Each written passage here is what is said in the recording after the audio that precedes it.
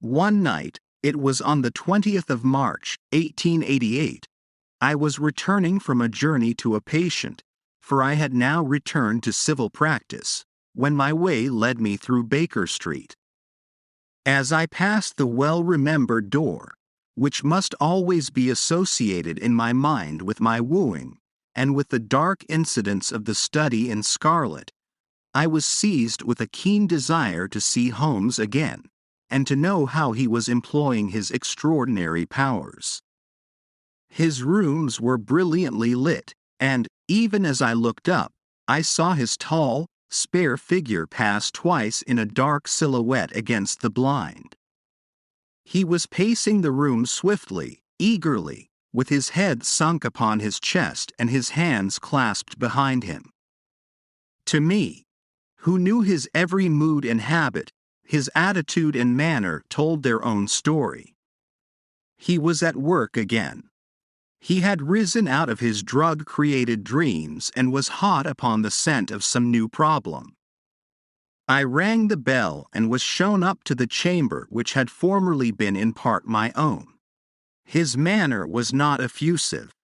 It seldom was, but he was glad, I think, to see me.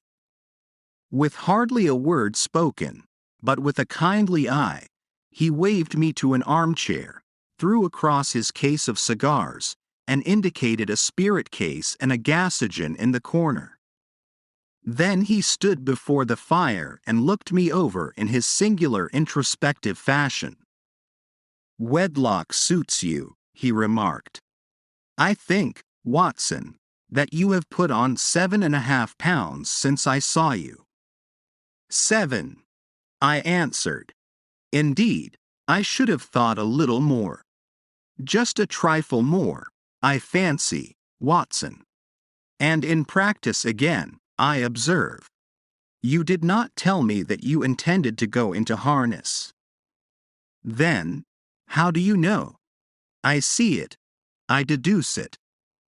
"How do I know that you have been getting yourself very wet lately, and that you have a most clumsy and careless servant girl?"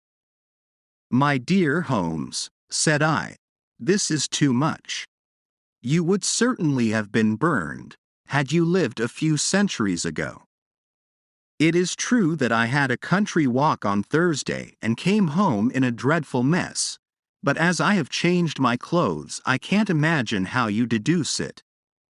As to Mary Jane, she is incorrigible, and my wife has given her notice, but there, again, I fail to see how you work it out."